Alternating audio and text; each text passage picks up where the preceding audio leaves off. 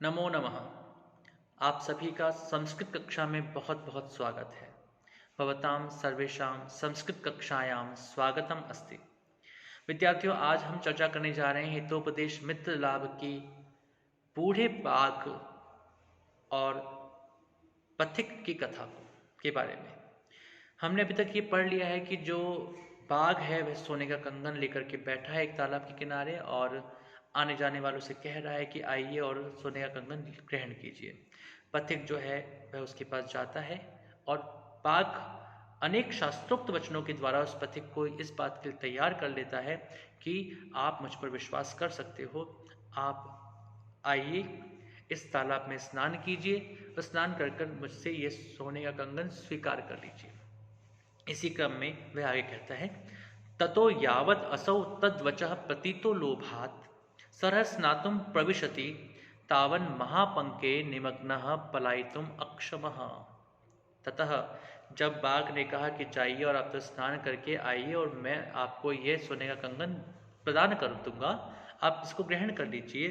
ततः उसके पश्चात यावत जैसे ही, जब असौ वह पथिक तद्वचः प्रतीतो लोभात, तद्वचः उसके वचनों के प्रतीतः उसके वाक्य में, प्रतीत अर्थात विश्वास करके, उसके वाक्यों में विश्वास करके, उसकी बातों में विश्वास करके, लोभात लोभ के कारण से, सरह उस तालाब में, स्नातुम स्नान करने के लिए, प्रविशति प्रवेश करता है, तावन वैसे ही, महापंके जो वह तालाब था वह तालाब कीचड़ से भरा हुआ था, दलदल से युक्त था।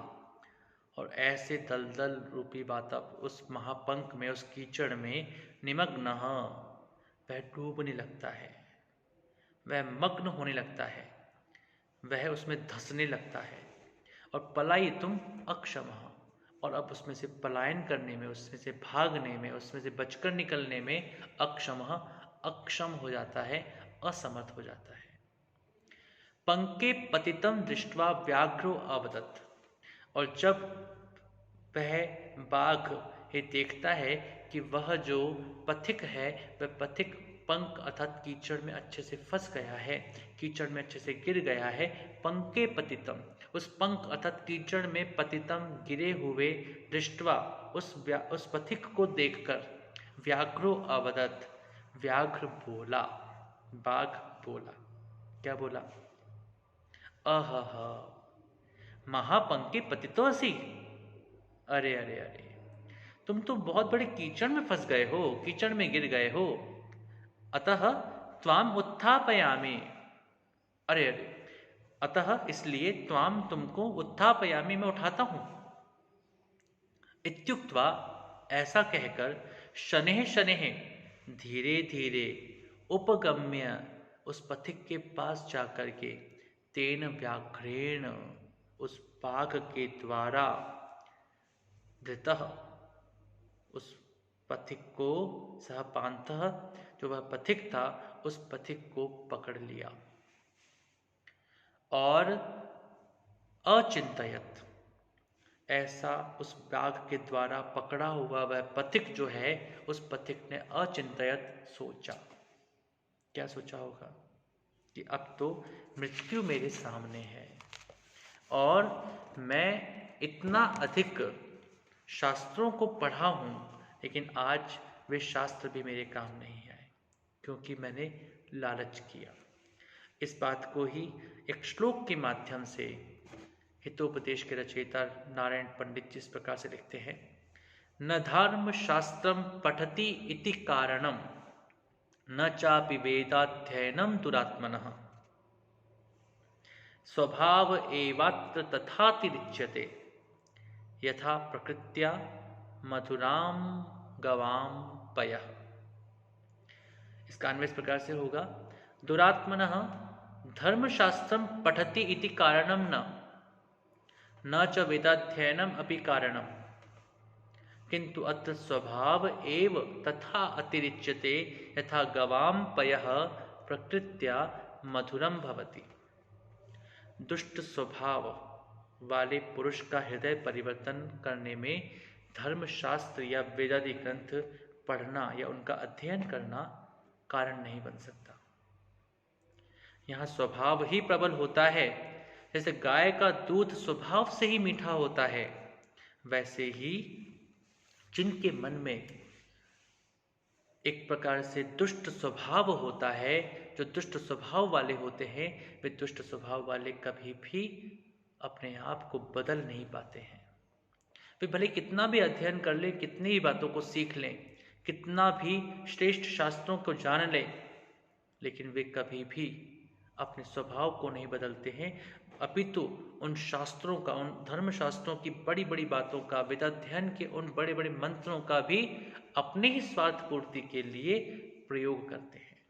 इसी बात को यहाँ पर यह पथिक के मुख से नारायण पंडित जी कहलवाते हैं, और वे कहते हैं कि दुरात्मनः, उस दुष्ट व्यक्ति की, धर्मशास्त्रम, धर्मशास्त्र को पठति, पढ़ता है, वेदाध्ययनम, वेदों का अध्ययन, किंतु अत्र, यहाँ अर्थात धार्मिक प्रवृत्ति में, अतिरिच्यते, बढ़ चढ़कर है।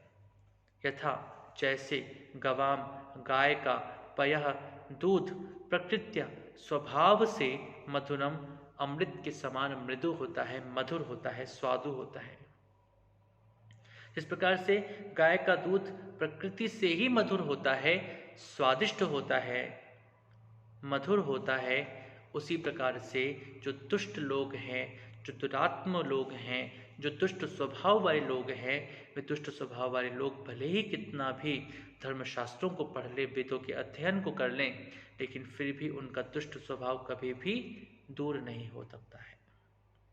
इसी के बाद में वह पथिक एक श्लोक और बोलता है, एक बात उसके मन में और आती है, चिंतन आता है, और वह कहता है, अवशेन्द्रिय चित्तानाम हस्ति स्नानम इव क्रिया, दुर्भगाभरण प्रायो ज्ञानम भारः क्रियां विना। अवशेन्द्रिय चित्तानाम हस्ति स्नानम इव क्रिया, दुर्भगाभरण प्रायो ज्ञानम भारः क्रियां विना। अन्वय इस प्रकार से होगा, अवशेन्द्रिय चित्तानाम क्रिया हस्ति स्नानम इव निष्फला भवति, क्रियां विना ज्ञानम दुर्भगाभरण प्रायः भारः वहति। अवशेन्द्रिय चित्तानाम, जिसकी इंद्रियां और चित्त वश में नहीं है, जो अपने इंद्रिय और चित्त को वश में नहीं कर सकता, नियंत्रण में नहीं कर सकता, ऐसे व्यक्ति की क्रिया, कार्य, जो कि दो प्रकार से हो सकते हैं, संध्या बंदन आदि नित्य क्रिया और यज्ञ व्रत आदि नैमित्तिक क्रिया। हस्ति स्नानम एवं, हाथी के स्नान के समान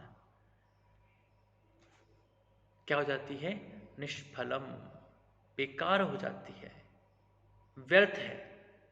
अर्थात जिस व्यक्ति के इंद्रियां और चित्त उसके वश में नहीं हैं, ऐसे व्यक्ति की क्रियाएं उसी प्रकार से निष्फल होती हैं जिस प्रकार से हस्ती का स्नान अर्थात हाथी का स्नान। जब हाथी स्नान करता है तो उसका काफ़ी सारा जो हिस्सा होता है शरीर का, वह शरीर का हिस्सा जो होता है वह पानी के बाहर ही होता है, और हाथी जब स्नान करने जाता है तो वह हाथी स्नान करने के बावजूद गंदा ही होकर के आता है।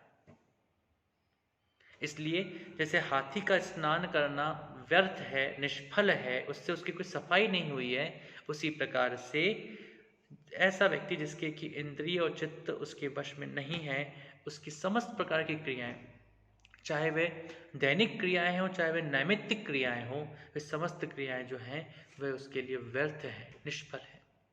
वैसे ही जैसे क्रियाम बिना ज्ञानम भारः, जैसे कि क्रिया अर्थात अनुष्ठान के बिना, धर्म कर्मादि के बिना ज्ञानम, जो शास्त्रों का अवबोध है, शास्त्र का जो ज्ञान है, वह ज्ञान भार होता है। दुर्भगाभरण प्रायः, दुर्भगा भरण प्रायः अर्थात दुर्भगा अर्थात विधवा, जिसका कि पति नहीं है, उसके लिए वो जो आभूषण है, वो आभूषण जिस प्रकार से भार रूप हो जाते हैं, निरर्थक हो जाते हैं। इस वजह से एक विधवा जो होती है वह आभूषणों को धारण करना छोड़ देती है, उसके लिए वे आभूषण भी भार बन जाते हैं, उसी प्रकार से जो क्रिया नहीं करते अर्थात ज्ञान का उपयोग नहीं करते हैं, ज्ञान का अपने कार्यों में इस्तेमाल नहीं करते हैं, अपने दैनिक जीवन में उपयोग नहीं करते हैं, उनके लिए वह ज्ञान जो होता है वह ज्ञान भी क्या हो जाता है, भार के समान हो जाता है।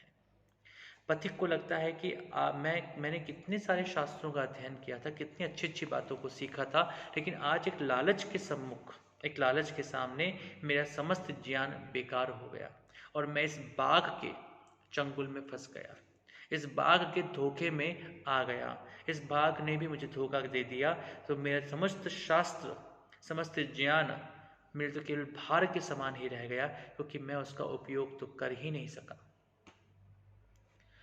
और इसके पश्चात वह कहता है, तन्मया भद्रम न कृतम यद अत्र मारात्मके विश्वासः कृतः।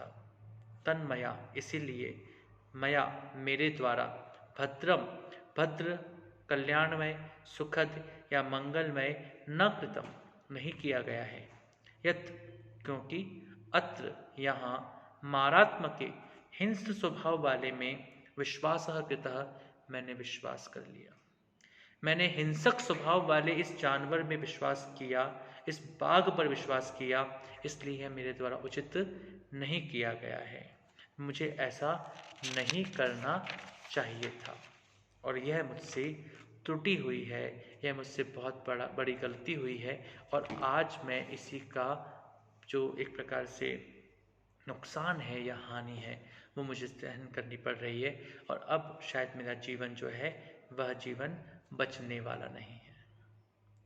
तो यहाँ पर आकर के हम देखते हैं कि वह पथिक जो है वह कीचड़ में फंसा हुआ है और उस पथिक को उस बाघ ने धर लिया है, अपने कब्जे में कर लिया है, वह अब उसे मारने के लिए अग्रसर हो रहा है और इस प्रकार से वह पथिक जो है वह एक प्रकार से लाचार होकर के उस बाघ के चंगुल में फंसा हुआ और अपने समस्त ज्ञान का वह उपयोग नहीं कर सका, सही समय पर उसके लिए निर्णय नहीं कर सका, इसके बारे में सोचता हुआ बाघ के लिए एक प्रकार का भोजन बन चुका है और वह अब मरने वाला है।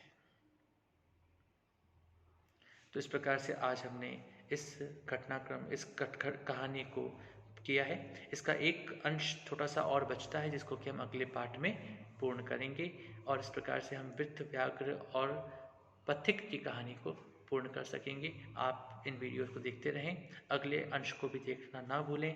किसी प्रकार की समस्या के लिए हमसे संपर्क अवश्य करें। भवद्भ्यः सर्वेभ्यः धन्यवादः। नमो नमः। शुभम भवतु। पुनर्मिलामः।